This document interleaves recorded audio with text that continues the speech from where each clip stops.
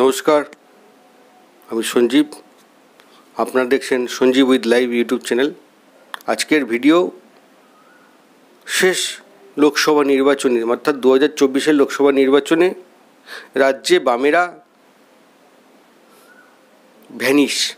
আবার বলছি, code আনকোড vanish. কেন ভ্যানিশ হলো? কেন এই পরাজয়? সিপিএম পার্টি সিপিএমের মতো বিশ্লেষণ করবে, তার আগে সাধারণ মানুষও তো কিছু বিশ্লেষণ করার যোগ্যতা বা ক্ষমতা রাখে। সেই দৃষ্টিকোণ থেকেই আজকের এই ভিডিওর বিষয় এবং ভিডিও নিয়ে কিছু বলা। সিপিএমের এই পরাজয় কেন? কারা এর জন্য দায়ী? সিপিএমের পরাজয়ের জন্য সিপিএমই দায়ী। কারণ একটা সময় মানুষকে যেভাবে গ্রুমিং বা শিক্ষিত করার বা চেতনা তৈরি করার দায়িত্ব সিপিএমের কাঁধে ছিল, সিপিএম সেটা পারেনি।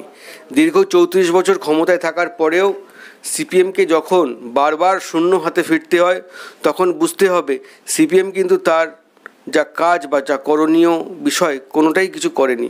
আর সেই ফাঁক ধরেই বা তার সূত্র ধরেই কিন্তু অন্য রাজনৈতিক দল বা বর্তমান সময়ের শাসক দল বারবার সাফল্য আদায় করে নিচ্ছে। তারা বলছেন লক্ষ্মীর ভাণ্ডার। আরে লক্ষ্মীর ভাণ্ডার ছাড়ুন, আপনার কোনো সংগঠন আছে সিপিএম? আপনার সংগঠন কোথায় বলুন তো? এবছরের লোকসভা নির্বাচনে একটা হাওয়া উঠেছিল, দমদম, যাদবপুর, মুর্শিদাবাদ সিপিএমের পকেটে আসবে।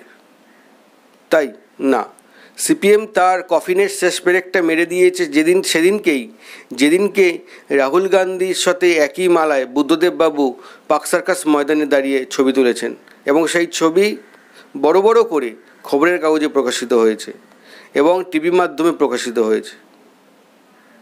তো সিপিএমের সাংগঠনিক দুর্বলতা এতটা তলানিতে গিয়ে ঠেকেছে যে কংগ্রেসের হাত ধরতে হচ্ছে। ঠিক একই ঘটনা এবছরেও হয়েছে। যে অধীর চৌধুরী, যাকে রবিনহুড হিসেবে মানুষ চেনেন, মুর্শিদাবাদের মানুষ, তাকেও এবার পরাজিত হতে হয়েছে। তাহলে সিপিএম কি বারবার ভুল বন্ধু নির্বাচন করছে? তাহলে সিপিএমের সংগঠন বলে কি আর কিচ্ছু নেই? সত্যি হয়তো নেই। ব্রিগেডের মাঠ ভরে যায়, লালে লাল হয়ে যায়, ফেসবুকের পাতায় ঝড় ওঠে, এমনের মণিকোঠায় তোমারই জায়গা আর অন্য কারোর জায়গা নেই, এরকম সমস্ত ভাববাচ্যের লেখা, যে লেখার কোনো বহিঃপ্রকাশ বা প্রতিফলন ব্যালট বক্সে হয় না, নির্বাচনে হয় না। হ্যাঁ, গুটি কয়েক ভোট আছে সিপিএমের, তার বাইরে জনমানুষকে নিয়ে চলতে গেলে বা বৃহত্তরভাবে দেখতে গেলে যে ভোটের যা ফল তৈরি করতে হয়, তাতে সিপিএমের যে গ্রহণযোগ্যতা মানুষের কাছে সেটা হয়তো আর নেই। এটা সিপিএমকে বুঝতে হবে। তাই 34 বছর শাসন করার পরেও সিপিএমের মনের মধ্যে একটা মনোভাব এখনও কাজ করে, বাকি সব শূন্য, কেউ কিচ্ছু জানে না। যা জানি আমরা জানি, মানুষ পরশ পাথর চিনতে পারলো না। অর্থাৎ সিপিএম হচ্ছে পরশ পাথর, বাদবাকিরা হচ্ছে সব এমনি পাথর, নুড়ি পাথর। সিপিএম এই মানসিকতা এখনও পোষণ করে, যার জন্য চিমটি কেটে কথা বলা, টিকা টিপ্পণী করা, শুধুমাত্র ধর্মীয় জিগির বা রাজনৈতিক কুটকচালিকেই তারা আশ্রয় করে চলে। এই যে চাকরি চুরির মতো এত বড় একটা দুর্নীতি যখন অভিযোগ উঠছে, সিপিএম কোথায়? ঘুমাচ্ছে। আজকে মমতা ব্যানার্জি নন্দীগ্রাম সিঙ্গুরে জমি আন্দোলনকে সঙ্গী করে গোটা রাজ্যের একটা রাজনৈতিক বদল ঘটিয়ে দিতে পারলো। আর চাকরি চুরির মতো যখন জ্বলন্ত একটা ইস্যু পাওয়া গেল, তখন সিপিএম কোথায় ছিল? কারণ সংগঠন নেই। ব্রিগেডের মাঠ যেদিনকে ভরে গেছে, সিপিএম নেতাকর্মীরা নাকে তুলো দিয়ে ঘুমাচ্ছেন। কেন? এবারের ভোটে বা নির্বাচনের জয় আমাদের নিশ্চিত, শূন্য আর থাকবো না, কিছু আসন পাবো। কিন্তু রাজ্য রাজনীতির যা চিত্র ভোটের ব্যালট বক্সে পাওয়া গেল, তাতে এটুকু পরিষ্কার, সিপিএম আর নেই। অদূর ভবিষ্যতে সিপিএম আর কোনো দিন আসবে বলে মনে হয় না। কারণ লক্ষ্মী ভাণ্ডার যে কথা বলা হচ্ছে, হ্যাঁ, মানুষ না খেটে বিনা পরিশ্রম করে কিছু পয়সা হাতে পাচ্ছেন, এটা ঠিক। তার জন্য বিভিন্ন ঘরের মহিলারা বা সমাজের প্রতিটা স্তরের মহিলারা তৃণমূলকে ঢেলে ভোট দিয়েছেন, এই বিষয়ে কোনো সন্দেহ নেই। তাহলে টাকার বিনিময়ে যদি ভোট হয়, সিপিএম নেতারা এটা আলোচনা করছেন যে টাকার বিনিময়ে ভোট হয়েছে, তাই যদি হয় টাকার বিনিময়ে যে ভোট হওয়া উচিত নয় সেই শিক্ষাটা কারা দেবে? আপনারা দেবেন তো। 34 বছর তো আপনারা ক্ষমতায় ছিলেন। মানুষের গণতান্ত্রিক অধিকারের প্রতি যে বিশ্বাসযোগ্যতা সেটা কারা তৈরি করবে? আপনারা তৈরি করবেন তো। এ রাজ্যে শাসন ক্ষমতায় তো আপনারা সব থেকে বেশি ছিলেন। এ রাজ্যে তো সিপিএম আমলেও রিগিং হয়েছে, ছাপ্পা হয়েছে, চুরি হয়েছে। এখন সিপিএম নেতারা বলেন আমরা যা ভুল করেছিলাম সেই ভুল শুধরে নেব। আপনার ভুল শুধরানোর কোনো জায়গা নেই। এখন আপনারা 34 বছর ক্ষমতা ছিলেন, এটা ভুলে যান। এটা মনে করুন আপনারা একটা নতুন পার্টি রাস্তায় নেমেছেন, লড়াই করুন, জিতবেন। এখন ভুলে যান। হয়তো দেখা গেল কয়েকশো বছর আপনারা জিতছেন না। হ্যাঁ, এরকম ঘটনাও ঘটতে পারে, কয়েকশো বছরে হয়তো জিতছেন না, পৃথিবীর ইতিহাস তাই বলে। যাই হোক, কয়েকশো বছরেও যখন জিতছেন না, কাজ করে যান।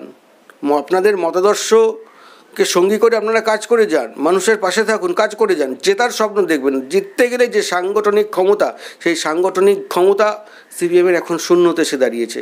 তাই সিপিএম যদি তৃণমূলকে বিভিন্ন দিকগুলোকে ইশারা করে বা বিজেপির দিকে ইশারা করে, যদি বলে বিজেপি একটি ধর্মীয় দল, ধর্মীয় কেন্দ্রিক দল, সেই বিজেপি কিন্তু দ্বিতীয় স্থানে, অর্থাৎ তৃণমূলের পর সেকেন্ড চয়েস কিন্তু মানুষের বিজেপি। তাহলে সিপিএম নয় কেন? সিপিএম নয় এই কারণেই, সিপিএমের অত্যাচার, সিপিএমের অশিক্ষা, সিপিএমের মাতব্বরি, আঞ্চলিক কমিটি থেকে লোকাল কমিটি, লোকাল কমিটি থেকে এলসি, এলসি থেকে জেলা, জেলা থেকে রাজ্য, রাজ্য থেকে পলিট ব্যুরো, পলিট ব্যুরো থেকে কেন্দ্রীয় কমিটি। এত কমিটি, এত কমিটি, কমিটি কোথায়? কোথায় কমিটি? কোথায় কারাট লাইন? কোথায় চুরি লাইন? এ তো দেখলাম সেদিনকে ইন্ডিয়া জোটের ভোটে সীতারাম চুরি সোনিয়া গান্ধী, রাহুল গান্ধীর পেছনে পেছনে ঘুরছে। পশ্চিমবঙ্গ থেকে তার হাতে কি আছে? শূন্য। কি কথা বলবেন তিনি? কিছু না, তিনি শ্রোতা। কিন্তু তিনি তাত্ত্বিক নেতা, ভালো নেতা। সীতারাম ইয়েচুরি ভালো নেতা, প্রকাশ কারাট শিক্ষিত নেতা, ভালো নেতা। তাহলে কারাট লাইন, প্রকাশ কারাট লাইন, সীতারাম ইয়েচুরি লাইন, কত line, Kerala line, Bengal line, Bharat, Paschimbangla CPM চায়নার দিকে না রাশিয়ার দিকে, কত কথা, তাত্ত্বিক আলোচনা, গভীর আলোচনা, চিন্তন শিবির। কংগ্রেসের যেরকম চিন্তন শিবির হয়, সিপিএমের আলোচনা টানা 2 দিন 3 দিন ধরে আলোচনা। রাজ্যের নেতারা বক্তব্য রাখছেন, সেন্ট্রাল কমিটির নেতারা বক্তব্য রাখছেন, বিভিন্ন রিপোর্ট পেশ হচ্ছে। সেই রিপোর্ট জল ভরা সন্দেশের মতো। বিমান বসুকে বেশ কয়েকবার স্বীকার করতে হয়েছে যে জেলার নেতারা তাকে জল ভরা সন্দেশ খাইয়েছেন। সেই জল ভরা সন্দেশের জল কিন্তু শুকায়নি, চলছে। তা সিপিএম নিজে বদলাও, নিজেকে বদলের চেষ্টা করো। আর যাদবপুরের মানুষ যা করেছে, ভেবেছিল যে সিপিএম অন্তত যাদবপুর থেকে একটা সিট পাবে। যাদবপুরের মানুষ কিচ্ছু করেনি। সিপিএম তোমার কোনো সংগঠনই নেই, এটা বুঝতে হবে। মাঠে নামো, মাঠে নেমে ভুলে যাও তুমি সিপিএম। তুমি কর্মী, মানুষের পাশে থাকো, অভাবে অভিযোগে দুঃখে পাশে থাকো। তুমি কোনো ইস্যুকে জ্বলন্ত আকার রূপ দিতে পারছো না, এই ব্যর্থতা তোমার, অন্য রাজনৈতিক দলের নয়। যদি তোমার ব্যর্থতা নাই থাকতো তাহলে কিন্তু মানুষ দ্বিতীয় চয়েস হিসেবে বিজেপিকে তুলে আনতো না। ভোটের নিরিখে বিজেপি কিন্তু দ্বিতীয় স্থানে। আর সবথেকে মজার বিষয় কী জানেন? বর্ধমান, পূর্ব এবং পশ্চিম বর্ধমান দুটো ছিল সিপিএমের দুর্জয় ঘাঁটি। সেখানে সিপিএম কার্যত মুছে যেতে বসেছে। সাইবাড়ি হত্যা বর্ধমানে, ওরে বাপরে বাপ, সিপিএম। হয়তো বলবে পুরনো কাসন্দি, হ্যাঁ পুরনো কাসন্দি ঠিক, কিন্তু ছিল তো একটা সময় সিপিএমের ঘাঁটি। কোথায় গেল? গড়বেতা। বাবা, ভয় লাগছে শুনে। এরাও বিভিন্ন গোটা রাজ্য জুড়ে সিপিএমের কর্মকাণ্ড ছড়িয়ে রয়েছে। তো সেই সিপিএম কোথায় গেল? নেই। কেন নেই? সিপিএম শেষ, সিপিএম ভ্যানিশ হয়ে গেছে। সিপিএম কি ফিরবে? ভবিষ্যৎ জানি না। বন্ধুরা, সিপিএমের জন্য প্রার্থনা করুন। একটি পুরনো রাজনৈতিক দল, একটা সময় আমাদের দেশের পশ্চিমবঙ্গ মতো একটি রাজ্যের 34 বছর ক্ষমতায় ছিল, কিন্তু তারা কি করে ক্রমশ ভাঙতে ভাঙতে ভাঙতে ভাঙতে মানসিকতাই তাদের ভেঙে যাচ্ছে। তারা আর কোনো দিন ক্ষমতায় ফিরবে বলে মনে হচ্ছে না।